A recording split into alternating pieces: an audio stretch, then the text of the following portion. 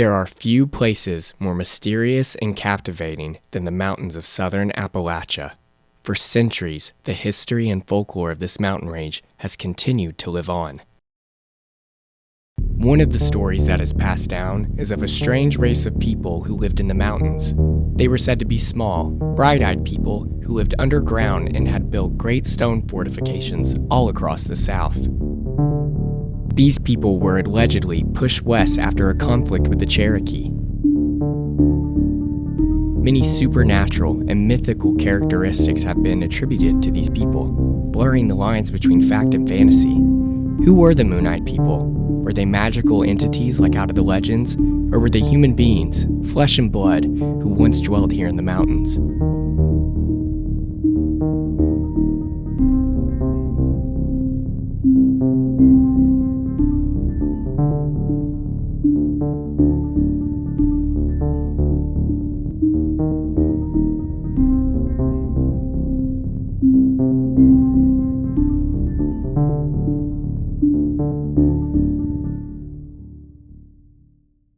To get a firm foundation about the Moon-Eyed people's origins, I'm traveling to the Cherokee County Historical Museum located in Murphy, North Carolina, to speak with Billy Ray Palmer, a local historian and board member of the museum. The museum is known for its Cherokee artifacts, specifically an effigy of the Moon-Eyed people that was unearthed in the 1800s.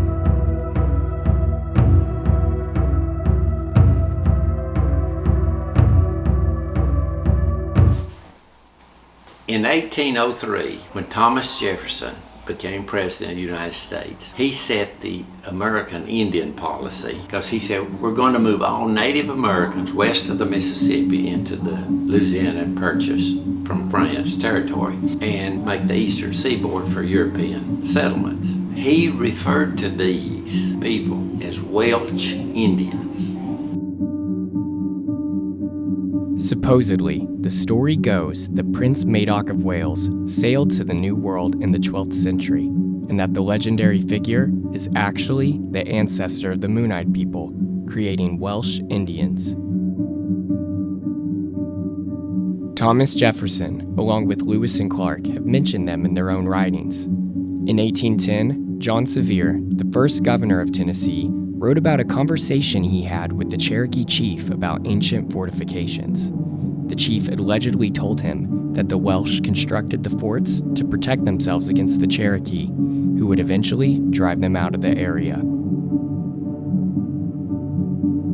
Could you explain the importance of that artifact to the Moon-Eyed people folk story?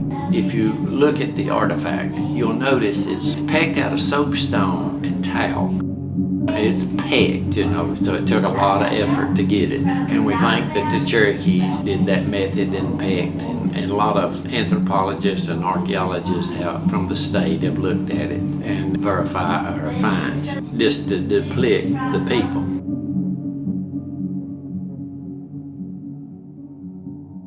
The reason they're called Moon-Eyed people is the Cherokees that moved in here in 1300. They said when they got into these southern Appalachian mountains, they were already a race of people here.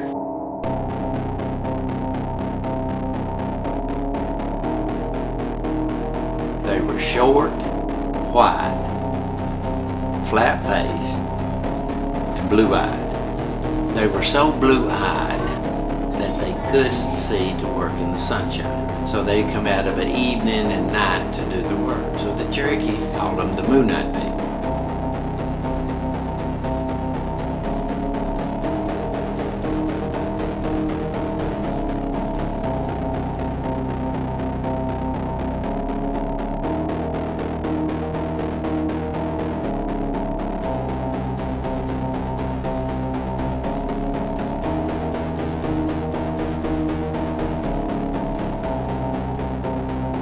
The physical description that was provided for us lines up with one of the most popular theories surrounding the Moon-Eyed people. Many believe that the group had albinism, which would explain their pale complexion and affinity for the night. To learn more about the condition, we are traveling back to Middle Tennessee to speak with dermatologist Dr. Ben Bashline.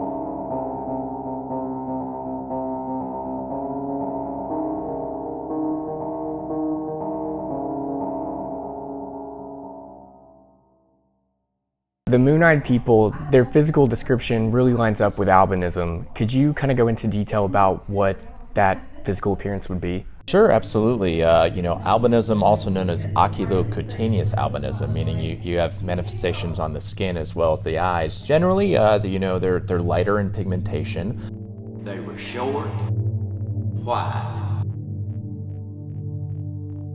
Depending on the type of albinism they have either have, some freckles or moles that have no pigment, some will have, some light pigmentation. Oftentimes they're also going to have very, very light eye colors, so either very light blue or kind of gray. And they'll be very sensitive to sunlight as well.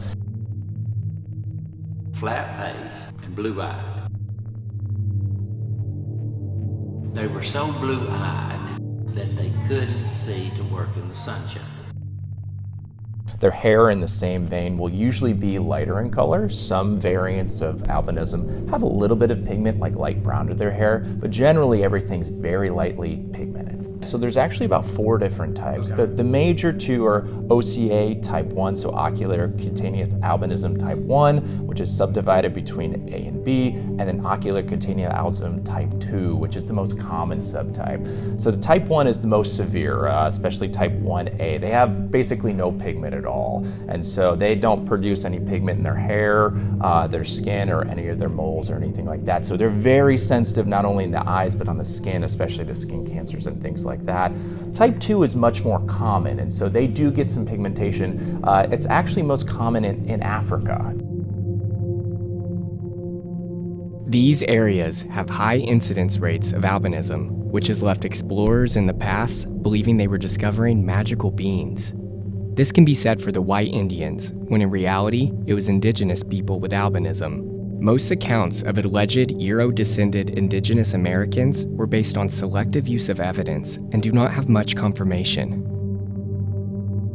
How would having albinism affect someone on their daily life? So it makes a big difference. As far as, quality of life issues, you have to be really careful with sun exposure for 2 different reasons. Not only can you have photophobia and a lot of issues with your eyes outside in the sunlight, you also are very easily sunburned and have an increased risk of skin cancer. So most patients with albinism, we have to be really, vigorous with skin checks, but also they need to be seen by an eye doctor on a regular basis because they can have strong issues with their eyes that get worse over time, especially if they're not careful with sun exposure.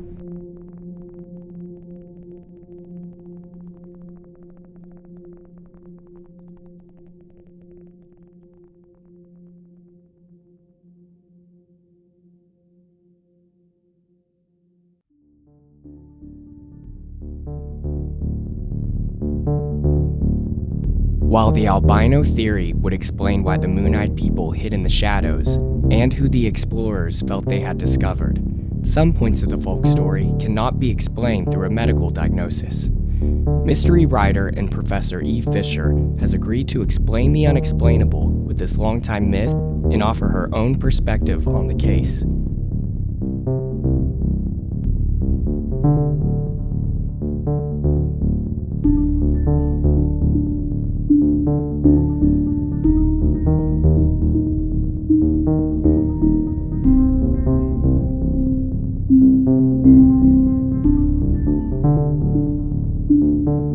First, I wanted to say thank you for meeting with us again today. What is some of the evidence that supports the alien theory? Okay, the Cherokee legend that they only came out at night. They had very large eyes, very pale skin, and were very small, which is kind of like your classic description of aliens of the grades.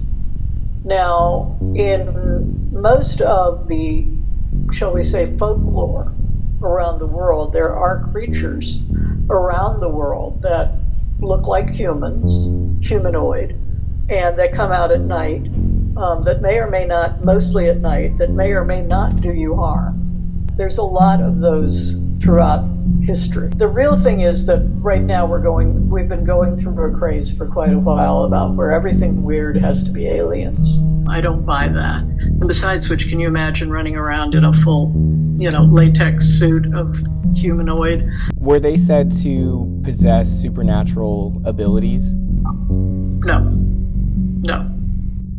Personally, my personal belief is that if you're going to relate them to anything, they're related to the Wabila up here, which are the little people in the Black Hills and the Badlands that have always been there and living in the woods, disappear in the caves. They don't want to be seen necessarily. They come out at night.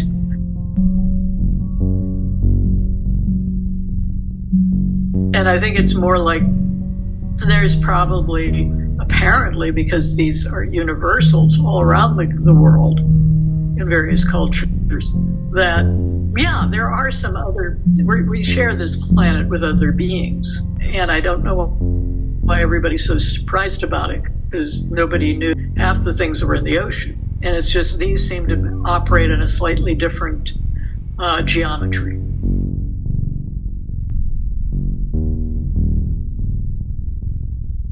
You know, you have the giants, the Nephilim in the Bible. There's always been the idea that we occupy this planet with one or two types of, humanoids, one very large and one very small.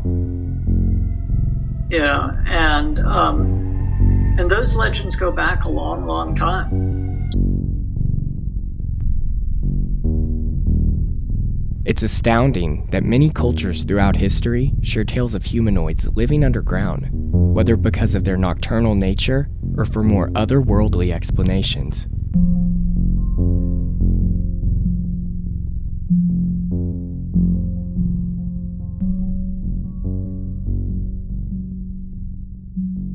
Chatsworth, Georgia, is said to be one of the locations the Moon-Eyed people took refuge.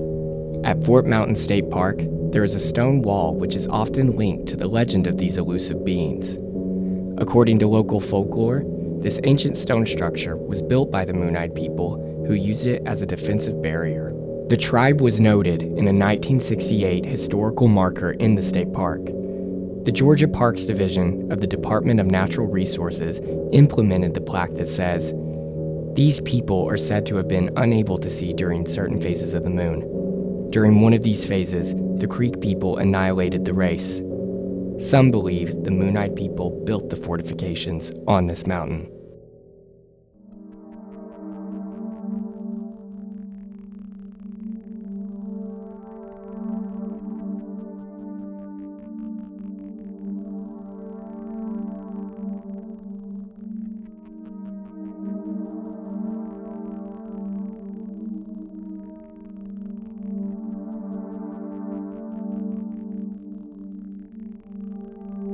The Moon-Eyed people come from a Cherokee folktale about a group of mysterious people with unusually large, bright eyes. According to the story, these beings lived in the mountains and were known for their ability to see in the dark. The tale also describes their interactions with the Cherokee. However, the Moon-Eyed people were said to be sensitive to the sunlight, which made them vulnerable. When a conflict arose between them and the Cherokee, they retreated to the caves. The story serves as a reflection on the themes of coexistence, the unknown, and the misunderstandings of different cultures.